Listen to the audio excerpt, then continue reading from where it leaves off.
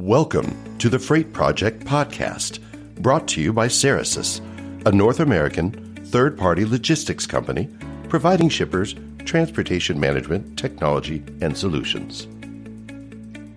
On today's The Freight Project Podcast episode, I welcome longtime logistics technology entrepreneur, all-around great guy, and CEO of Manning's Truck Brokerage, Charley Dehoney, to talk about the current state of the digitization of freight. Isn't that an easy one to say? And how digitization and the use of more technology in freight is impacting the industry and all the players within it. I hope you enjoy today's episode of the Freight Project Podcast. Well, hello, Charley, and welcome to the Freight Project Podcast. It's your first time being on the podcast, I'm sure one of many, because my goal is to make sure we have future episodes of this thing, because the people want it, at least I hope. But anyway, as with any first-time guest, I want to make sure they get to know who you are and a little bit about your background and your work as CEO of Manning's Truck Brokerage, and a little bit about maybe your experience in the logistics industry. Well, thanks. And thanks for having me on the Freight Project Podcast, Adam. I've been excited to chat with you today. My background is purely supply chain and logistics since getting out of college in 2003. I spent most of my time really at the intersection of transportation and technology. So I cut my teeth at Worldwide Express, who's gone on to become a multi-billion-dollar broker at Dallas, Texas. But back in those days, they were a parcel reseller. So started my career in 2003 going door-to-door selling Airborne Express and trying to take customers from FedEx and UPS. Back in those days, Worldwide Express was a franchise company, so I was fortunate to get some sweat equity at a young age and had a couple of small exits in my 20s, which allowed me to get off on my own by my late 20s. And I built a boutique freight brokerage of my own in San Diego, along with a small supply chain and delivery company that I managed. So from 2009 till 2014, was running my own businesses and starting my family in San Diego. And then in 2014, I sold both companies because I had by that time gotten very involved with some early stage technology enabled logistics startups.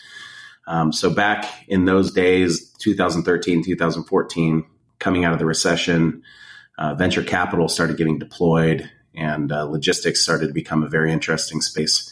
I think largely driven by the fact that Uber had really started to revolutionize the people transportation business. And folks like myself and many, many others really started to get interested in how that was going to shape commercial logistics. And so in 2013, I got involved with a group in LA, one of the first Uber for trucking platforms called Cargomatic. I was one of their I remember that earliest investors. I was employee number one over there and the first head of growth. Also took a similar position as an investor and early stage advisor employee at ShipHawk, which is a transportation management software company. And then most recently was a co-founder of Airspace Technologies in Carlsbad, California, that's revolutionizing the time-critical logistics market. Well, how about that? From door to door to technology exits. What an arc, my friend. You started off at the bottom, now you're here. Right? Yeah, I don't know what here is, but I'm happy to be here. That's for sure. That's right. Well, it's an exciting time. You know, you speak about Cargomatic, and I remember when they launched and to some good fanfare. And I was really excited about what Cargomatic was doing, you know, and I really at that time saw that, okay, I see what they're trying to do here. It looks a lot like Uber, but what they're doing for taxis. So do you think, you know, Cargomatic may have been one of those first freight matching platforms, or was it too early? What happened with Cargomatic? Well, Cargomatic is still alive and well. The business is still thriving. I think what really happened was, you know, it was exciting with the advancements that have been made in technology and the mobile applications really starting to hit the field and being deployed at critical mass. We were one of the first brokerage type models that came out where we're deploying the mobile assets or the mobile apps out into the field and tracking the assets of other companies while they were driving. As we got traction and we really started to get some notoriety, we were one of the first companies, if not the first company in the supply chain space to get written up in companies like, or in magazines and publications like TechCrunch. So it was a really exciting time, and we got a lot of recognition and fanfare early on. And I think really what happened was there was some negative publicity put out there by a couple of disgruntled employees that thought they were, most likely, in my opinion, thought they were signing up to work at the next Tinder or, the next successful growth company in Silicon Beach there. And really what they found is that they were working inside of a trucking business that just happened to be located on the beach. And so based on some of the pressures, I think that the early founding executive team kind of had put on them by some of the early investors, there was a lot of pressure to grow across the country very quickly. And really, Cargomatic's niche has always been a hyper-local carrier moving products within major metropolitan areas. And so you need a critical mass of freight moving around in a market to be able to match loads on a local scenario like that. So they've done quite well in port cities like Los Angeles, New Jersey, and more recently have expanded into rail hub cities like Chicago and Dallas.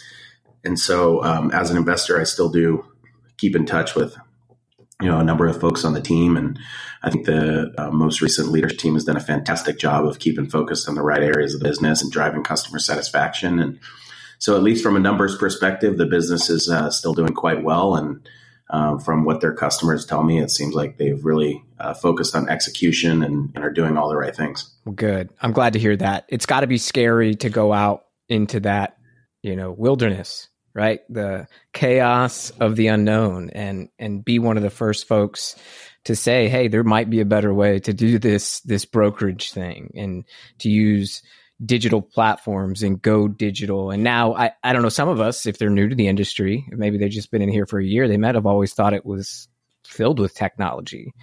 And that hasn't always been true. There's been technology around. TMS isn't necessarily brand new. Ceresys has had a freight rating system, a TMS, whatever you want to call it, for 20 years. That's been web-based. But, the digitization, right? The digitization of freight, I think we're on a very cool cusp of very exciting growth and also consolidation as it matures and shippers are more used to it and it just becomes a way of life and they can kind of trust these platforms a little bit better and adopt them and use them. But, that digitization word, it gets thrown around quite a lot, right? It's going digital. And, it might be something that shippers could be tired of hearing. Maybe they have some fatigue. But maybe we can clear up really what that means and simplify it a little bit. What does digitizing freight mean to you? As typically, there are several answers to that question. So I'd really love to hear your perspective. So I think at a high level, digitization really just refers to the automation of processes and tasks that were, at one time manual. And so in transportation in general, manual work comes in a lot of forms.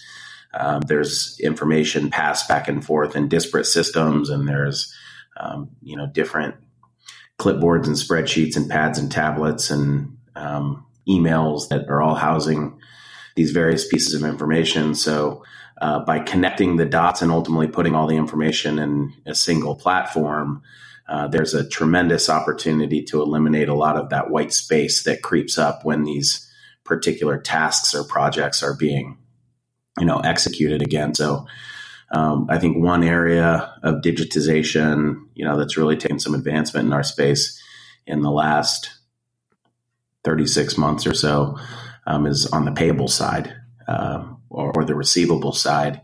You look at the way that invoices, at one time, long before your time, I'm sure, Adam, there was this notion that an invoice had to be cut. And cutting an invoice referred to really calculating the fees and populating all the proper fields on a piece of paper and then printing that off or typing onto that paper and then folding up that piece of paper and putting it into an envelope and putting a stamp on it and putting it in the U.S. mail for delivery. Email invoicing 20 years ago was pretty revolutionary, cutting down the transit time. And now we're seeing more and more customers that are just asking, hey, can I just ACH you? Do you guys accept ACH? So, there's platforms and service providers that are in place now that are either trucking specific or industry agnostic that are really automating each of the steps on the way that we process an invoice to send out to a customer, or the way that we process an invoice when it's sent to us by a carrier, the way we actually settle that invoice or initiate the payment. There's a piece of software for every sort of step in that process now. And one of the things that we're really focused on here at Manning's is selecting the right platforms and softwares to be able to connect together through our proprietary technology. And then also weighing that against what are the pieces of the process that we'd like to build ourselves in-house. So we've been able to significantly reduce a manual process that was once taking multiple people their complete week. And we've reduced a lot of those processes down to just minutes a week for one individual, allowing them to spend their time doing things that are much more meaningful to and impactful to the business. So I think a very long answer to your short question of what's digitization. Digitization comes in a lot of forms, and it's really the elimination of manual work. Okay. So I like that answer. And I think what people maybe get confused about when it comes to digitization is they kind of skip over that simplicity. They want to get right to, okay, what is that? What are the benefits of digitization? What's next? And I think, remembering the fundamentals of why you're using any tool and what you're trying to achieve for that task, saying, oh, it takes so much time, or it's just so difficult. Why can't I get paid faster? And you really start thinking about the tasks that they are making more efficient versus, okay, if this just went away, like honor the problem and get the right tool to fix that problem, and then be a little content with that, stay with it for a little while, get comfortable with that digitization, and then start understanding, okay, the supply chain of my own tasks and what I have to do in front of me, they're all connected. How does this now new digitized or more efficient automated process impact the next step? And what parts of that are broken that I can help bring maybe either into the same process or use another tool? And so does that kind of explain the value prop of what you're trying to achieve there at Manning's? What are you trying to achieve with the firm? Well, I think if we just kind of back up a little bit and you think back to, what was digitization before everything was digital? And I think digitization oftentimes is used universally for a term that brokerage was really built on, which is innovation, right? I love brokerage because if you go back to the beginning stages of the business, even pre-deregulation, there was this notion that there was going to be a better, more efficient way to move goods from point A to point B. And there was things that you could do to reduce your overall landed costs, like finding backhauls for your carrier partners or your own in-house trucks. And so, in the 60s and 70s, a backhaul was an innovation. And then I love talking to old time brokers where they'll tell you about the days in the 70s and 80s when they bought their second phone to put on their desk. And that was an innovation because then they could talk to a shipper and a carrier without hanging up on the other one. And the founder of Manning's, Ed Manning, talks about the innovation that came and the leverage they got from putting those cradles on the back of their phone handset so that they could lean up against one phone on one shoulder and hold the phone up to their other ear from on the other side. So, I think innovation comes in a lot of different forms. And right now, there's so much opportunity on the software side of innovation that everybody's looking at software as being the only way to innovate. But I'll go back to, the brokers that put a second phone on their desk and more than doubled their throughput.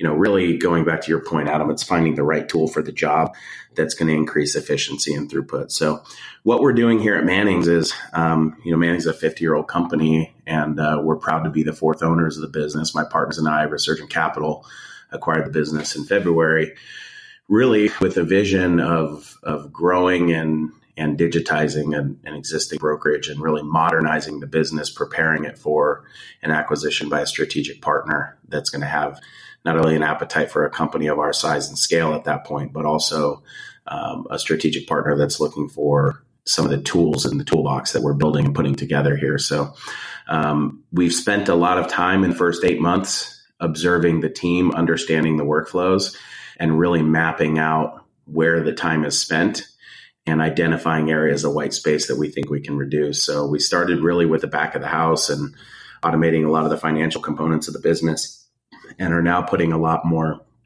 energy and effort into leveraging data from various sources that we already have access to, but putting it in places where it's going to be more meaningful for the team to make quicker and smarter decisions. So as companies like Uber and Amazon come into the market and voluntarily decrease margins from, low double digits down to low single digits, the value of a broker is going to dissipate, if not go away, if you're not arming your people with more information to inform decisions made on behalf of your customers on a more regular basis. So there's plenty of industry pricing sources, as an example, that are out there, and they're all spread out in everybody's different websites and platforms. And so by leveraging APIs, we're pulling in some more of that data to inform our dispatchers and brokers in real time of what's going on in the market and how they should be thinking about pricing a particular opportunity. And then from there, also working with, a number of the transparency providers and platforms out there to match carriers to loads more effectively, and then also track the progress of those loads more effectively, reducing the number of phone calls that come in both inbound and outbound. So those are just a few of the ways that we're looking to really make our operation more efficient, so we can continue to drive more value back to our customers that they can then pass back along to their customers. Well, and that really reminds me of a fella that you and I, both I've interacted with a little bit on Twitter. I can't wait to meet him and hopefully do. But he wrote this really brilliant article that really got me thinking. He wrote for FreightWaves.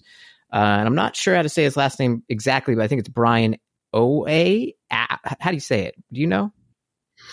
I don't. Brian and I actually only know each other through Twitter and through the FreightWaves platform as well. So I do look forward to hanging out and spending some time. But I'm a big fan of Brian's writing as well. So you're going to have him on so he can help us understand how to say his name.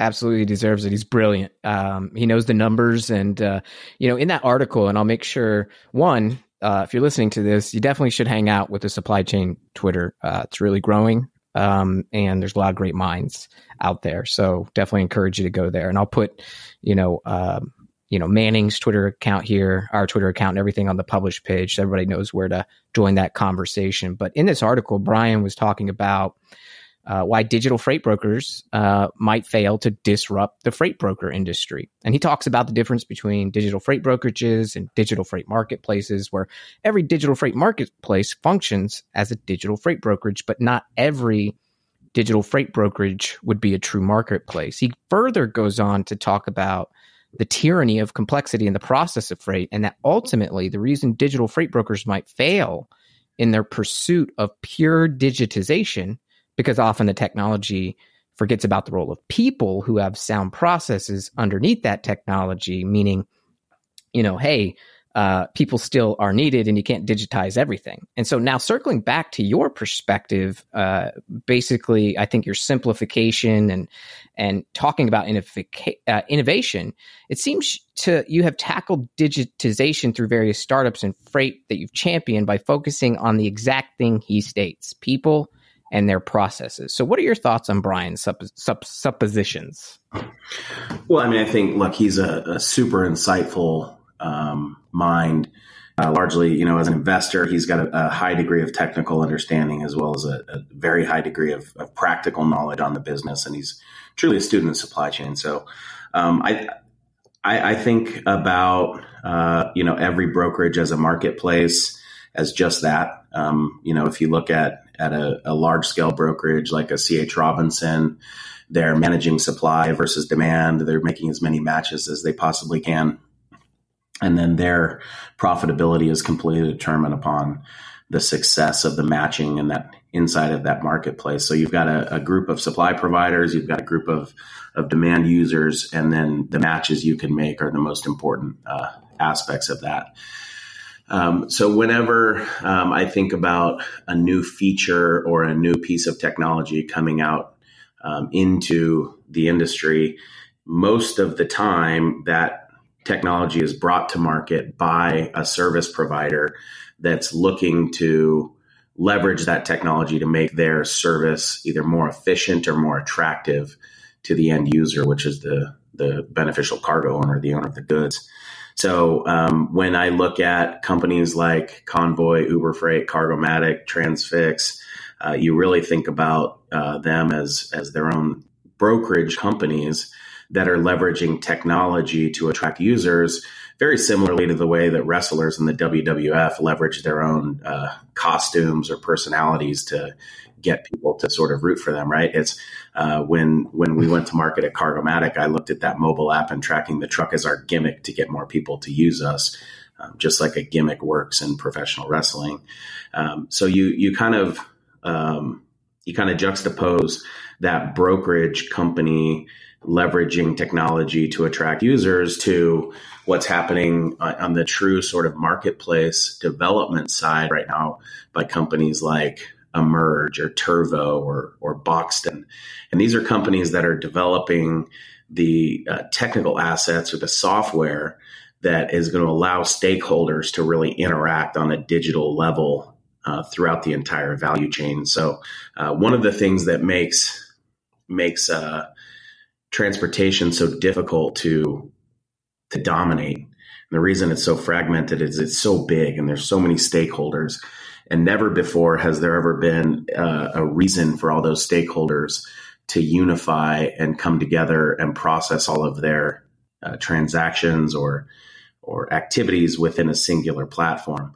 I think we're still years away from having a single platform that dominates all of transportation. Even if you look at CRM and you look at a company like Salesforce, they still have less than 10% of the CRM market, and less than 10% of the companies in the world even have a CRM. So there's still so much greenfield for companies in the CRM space. That tells you that companies in the supply chain space from a technology perspective have even further ways to go. But I think from a marketplace, the birth of a true marketplace, the interoperability required for all the stakeholders to process all of the actions required to conduct a single transaction, the interoperability is just not there yet for these major marketplaces to become what they want. So between now and then, Uber Trucking or Uber Freight, despite their own views of themselves and the fact that they think they're creating a marketplace, really their marketplace is their own brokerage, and their shippers have access to their trucks through their marketplace. There's no connectivity into these outside sources of other supply and other demand that would need to be brought in to constitute a true marketplace. Yeah, and I think you hit on a good point with Salesforce. I think, especially if you happen to use Salesforce, you might hear from your colleagues, you hear Salesforce repeated a lot or talked about. And so you can get this perception that they have huge market share. And to bring it back down to reality, 10% is pretty good. It's a lot of money, but it's only 10%. And I think that's what Supply Chain Dive was trying to get at a recent article where they talked about the digital freight broker space. They said it's huge. There's a lot of new entrants and there's more people getting in than ever before, but that there's enough freight and money to go around so that there's many winners. In the article, they went on to say they see the tech-enabled carrier space as something that provides transformational value. And we work with them all very similarly and see benefits that they can provide. This reminds me of the vast enterprises, who employ various 3PLs and logistics service providers. Is this a smart move for enterprises? It seems that perhaps the digital freight broker is seen as somewhat of a commodity. Why is that wrong or right? And what do you think? Well, I think, largely brokerages in general have been viewed by some as becoming a commodity. And that's really happened over the last call it 15 years, and some of the largest brokerages have really continued to separate themselves, and a lot of the smallest brokerages have kind of gone away.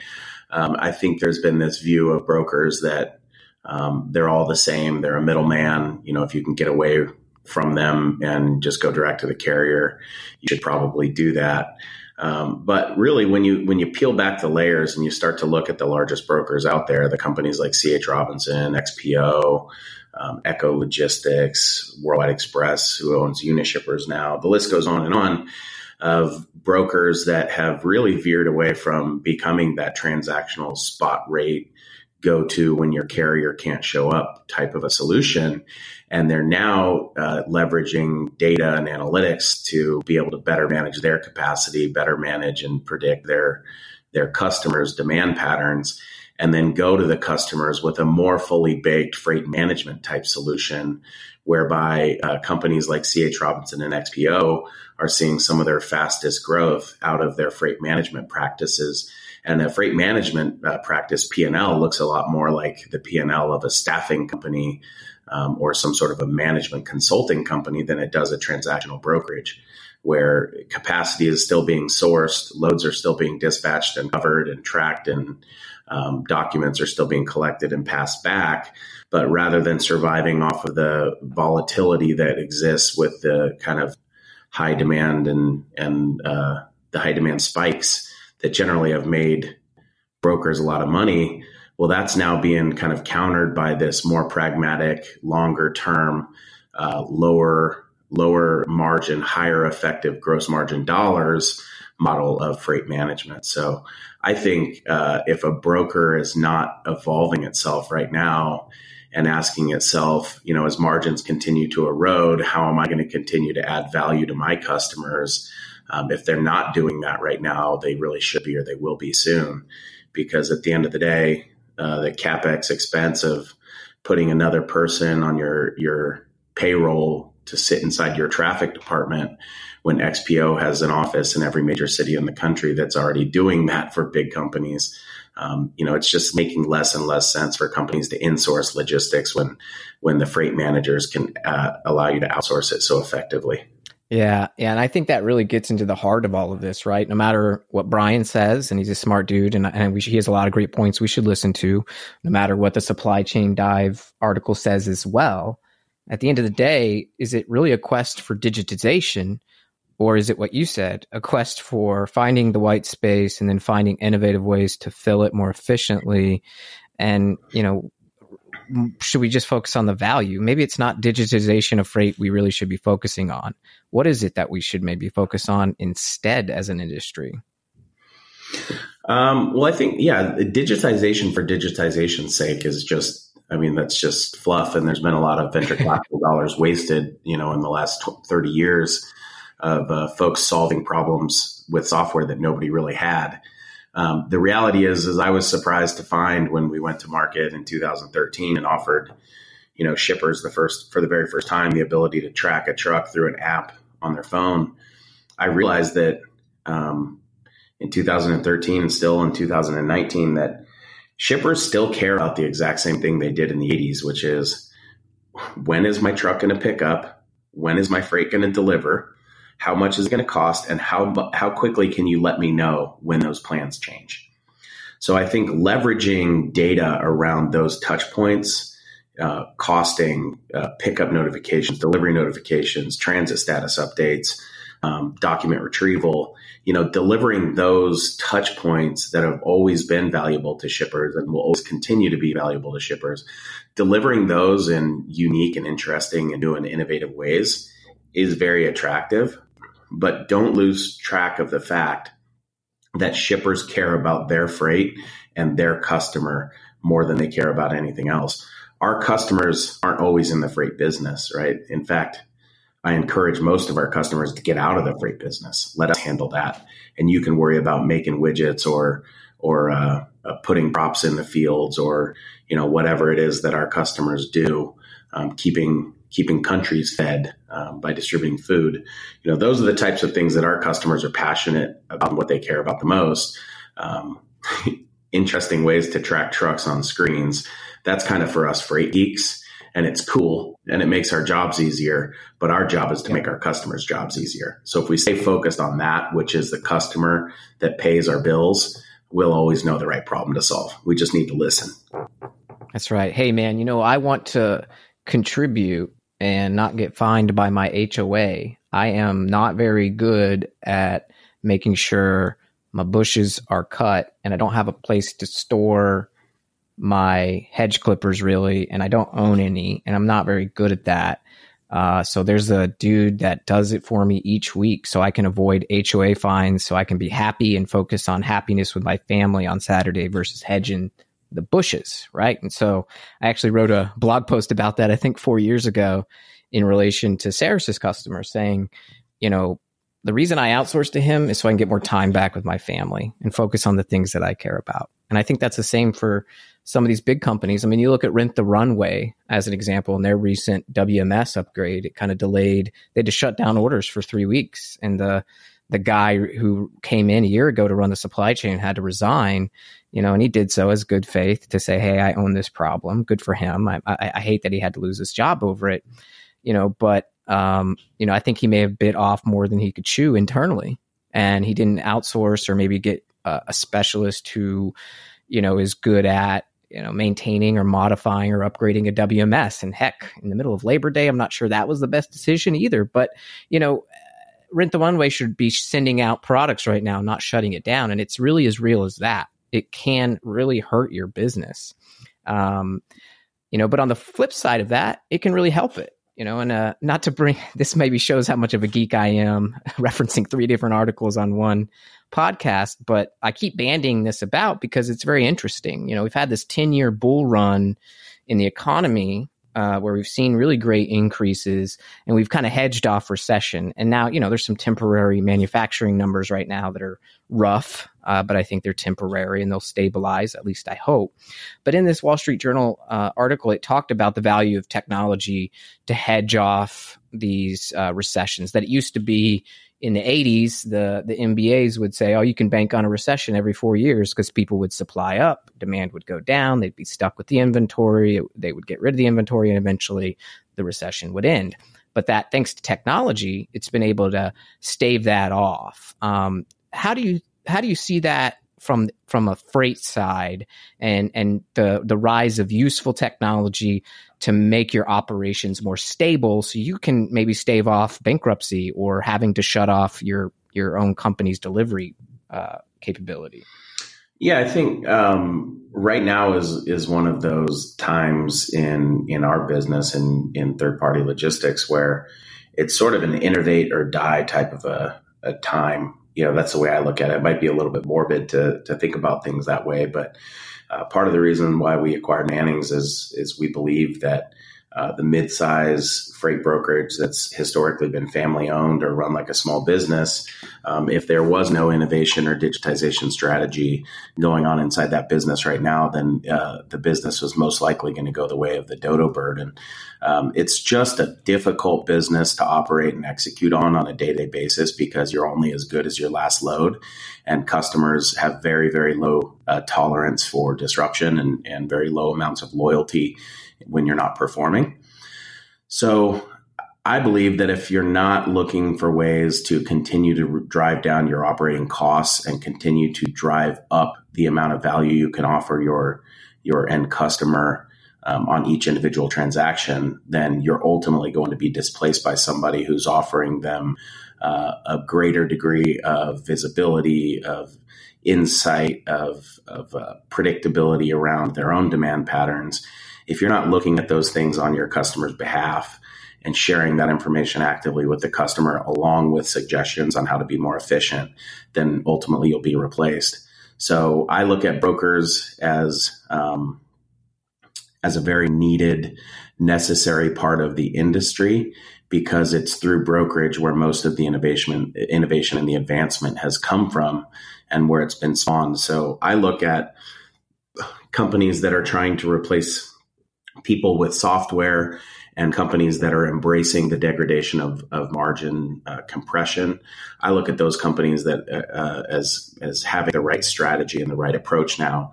And the companies that are living in the past and kind of looking back on the days where the broker had all the information and the shipper was beholden to the broker's suggestions, those days are just gone. There's just too many options. And in this world of software as a service, subscriptions being available to everybody, and companies like Truckstop and DAT and FreightWave's Sonar product, there's more information around pricing and demand and supply patterns out there in the market than there's ever been before.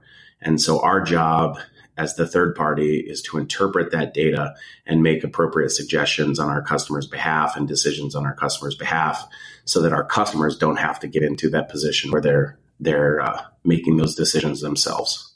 Okay.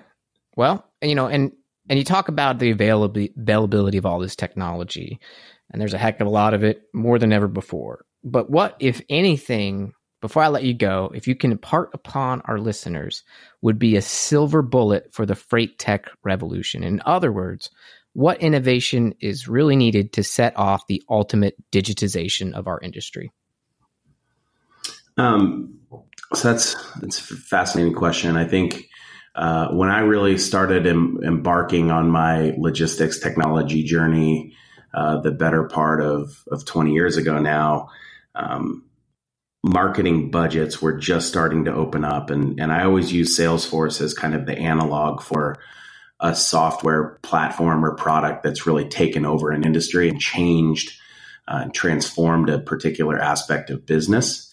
And if you think about it, 20 years ago, CRM budgets started to open up because field salespeople are very expensive, and tracking production and performance against those expenses is super, super important. And so it made sense for cloud to really enable that type of visibility when it first became available. But 20 years ago, there was no budget for transportation software. And at that time, talking your company into developing a TMS or buying one off the shelf would have been a very difficult conversation to have. But you fast forward to today, and there's a number of software as a service applications that are out there that can be deployed at the various stages of the supply chain to automate and make things more professional and increase satisfaction and decrease labor costs. So I guess one of the things that's going to be needed to really set off the next stage of digitization in the supply chain space and really to dramatically reduce the amount of people it takes to run a business like this is we're missing that prevailing software, that single source of truth, like a Salesforce on the sales and marketing side, where all the stakeholders can collaborate and put in their information and work off of the same data and really eliminate the need for emails, phone calls, faxes, and spreadsheets. So I think in absence of a platform like Salesforce being available to the masses, that's going to conquer all of those tasks in supply chain.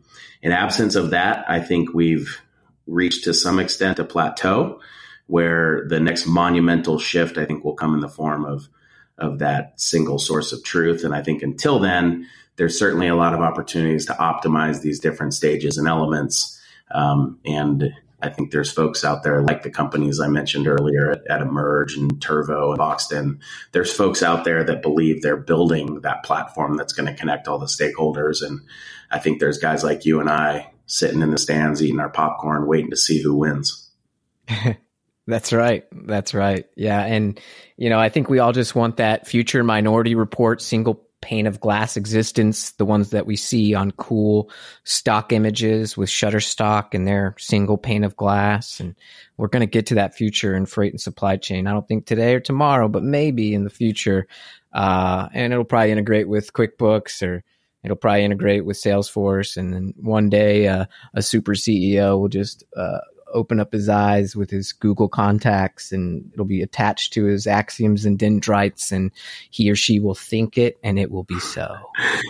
Well, I can't wait. And I think you and I should get back together and talk about it once that happens. Absolutely. We will, and we'll assess it, and I'll bring up at least 3 or 4 more articles to support it. I appreciate it, Adam. Yeah, thanks for coming on the Freight Project podcast, Charlie, and giving your insights on the future and the digitization of freight. We'll have you back on again. Where can folks find out more about Mannings? Well, you can check out our website at mtbinc.com for Mannings Truck Brokerage, inc.com. Or you can follow me on Twitter at Charley Dehoney, at CharleyDehoney. Yep, I'll make sure I put that on the published page here, and he has emojis in his Twitter handle, so you can't miss him. I appreciate it, Adam. Thank you, sir. All right. Thanks so much. And for all the Freight Project podcast listeners out there, thanks for tuning in each week.